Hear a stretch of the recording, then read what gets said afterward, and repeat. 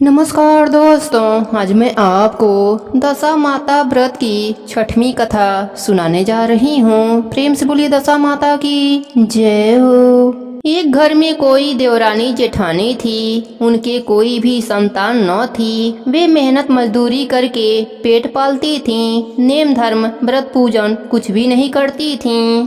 एक दिन दोनों सवेरे सवेरे गांव में आग लेने गईं, परंतु किसी ने उनको आग नहीं दिया। उस दिन गांव भर में दशा माता का पूजन था। दोनों खाली हाथ घर आकर एक दूसरे से कहने लगी कि आज तो गांव भर में दशा माता का पूजन है, कोई आग नहीं दे रहा है, क्या किया जाए।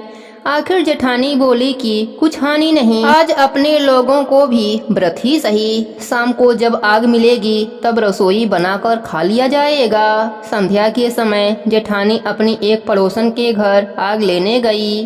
पड़ोसन ने उसे स्वागत पूर्वक बैठाया। जेठानी ने पूछा कि दशा माता का पूजन करने से क्या होता है। उसने जवाब दिया कि जिस बात की इच्छा करके गंडा लिया जाता है वह इच्छा पूरी हो जाती है। तब जेठानी बोली कि बहन, अब की बार जब गंडा पड़े तब मैं भी गंडा लूंगी और पूजन करूंगी। जेठानी आग लेकर पड़ोसन के घर से बाहर निकली ही कि गायें चरकर आती हुई दिखाई दी। ग्वाला पीछे पीछे आ रहा था। उसके कंधे पर एक बछवा था और एक गाय उसको चाटती हुई उसके पीछे पीछे आ रही थी। पड़ोसन ने पूछा, भैया तुम्हारी गाय पहली ब्यान है या दूसरी तीसरी बार। उसने कहा कि पहली ही ब्यान है। पुनः स्त्री ने पूछा कि बछवा ब्याई है या बछिया। ग्वाला ने जवाब दिया कि बछवा है। तब उसने जेठानी से कहा कि लो, अब घर जाकर दशा माता का गंडा ले लो। 9 दिन तक कथा कहानी सुनना, 10वें दिन सिर से स्नान करके पूजन करना। दशा माता चाहेंगी तो 10 दिन के भीतर ही तुम्हारी मनोकामना पूरी हो जाएगी। उसने अपने घर जाकर देवरानी को यह बात बताई। निदान दोनों ने दशा माता के गंडे लिए और दशा माता का ध्यान स्मरण करके यह मनौती मनाई कि यदि हमारे संतान पैदा होंगे तो हम सुहागने न्योत कर दरैया कराएंगे। दशा माता के गंडे की पूजा होने के पहले ही देवरानी जेठानी दोनों गर्भवती हो गईं। 9 महीने 9 दिन के बाद ही दोनों के गर्भ से सुंदर बालक जन्मे। बालकों के जन्म संस्कार के बाद ही देवरानी ने कहा कि लड़के होने पर सुहागने न्योतने की मनौती की थी, उनको न्योता दे देना चाहिए। जेठानी ने कहा, अभी ऐसी क्या जल्दी पड़ी है, जब लड़कों की अन्नप्रा संस्कार होगी तब न्योता दे दिया जाएगा। तब लड़कों की पसनी हुई। तब भी देवरानी ने दुरैया की याद दिलाई, परंतु जेठानी ने फिर से टाल दिया और कहा कि जब लड़कों का मुंडन होगा तो अब सुहागने न्योत दी जाएंगी। होते होते कुछ दिनों के बाद लड़कों का मुंडन हुआ। तब भी देवरानी ने जेठानी से कहा, परंतु फिर भी जेठानी ने कहा कि जब लड़के बड़े होंगे, उनकी सगाई होगी, उसी दिन सुहागने न्योत दी जाएंगी। लड़के बड़े हो गए, उनका सगाई संबंध भी पक्का हो गया। फिर भी जेठानी ने सुहागने नहीं न्योती। उसने कहा कि जिस दिन लड़कों की भावरें पड़ेंगी उसी दिन सुहागने न्योत कर उत्सव के साथ पूजा की जाएगी। तब देवरानी बोली कि बहन, तुम चाहे जब करना, पर मैं तो मंडरापछन के दिन ही सुहागने न्योत दूंगी। देवरानी ने जैसा कहा था वैसा ही किया। उसने मड़वा के दिन सुहागने न्योत दी, परंतु जेठानी ने कुछ भी परवाह न किया।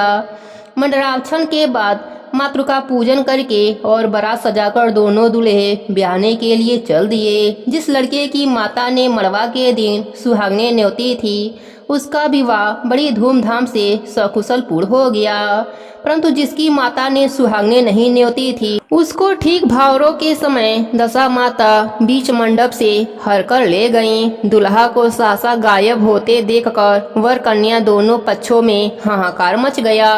उसकी बारात खाली हाथ घर वापस आ गई, परंतु लड़की की माता बड़े संकट में पड़ गई कि अब यह अधब्याही लड़की किसके सर मढ़ी जाएगी। पास पड़ोस की चतुर स्त्रियों ने लड़की की माता को समझाया और ब्याह का जो सीधा सामान बचा हुआ था उसे उसी लड़की के हवाले कर दिया। लड़की मंगले भिखारी लोगों को सदा व्रत देने लगी। एक दिन एक साधु तीर्थ यात्रा करता हुआ उसी गांव की ओर चला आया। गांव से बहुत दूर घने जंगल में एक बड़ा पीपल का पेड़ था। लोग ऐसे पेड़ को पारस पीपल कहते थे। उसी पेड़ में दशा माता का निवास था। साधु चलता चलता शाम को उसी पेड़ के नीचे ठहर गया। वहाँ अंधेरा हो गया। दिया पर बत्ती पड़ी कि झाड़ूदार ने आकर उसी पेड़ के पास मैदान में झाड़ू लगाई।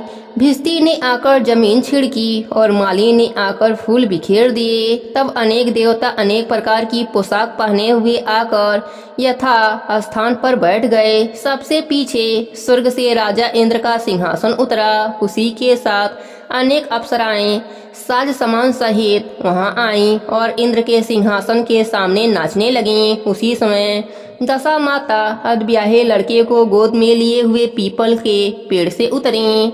इंद्र के साथ साथ स्वर्ग से एक सूरा गऊ भी आई थी। उसने 2 कटोरा दूध दिया। लड़के के अधब्याही के भाग का 1 कटोरा अलग रख दिया गया और 1 कटोरा दूध पी लिया।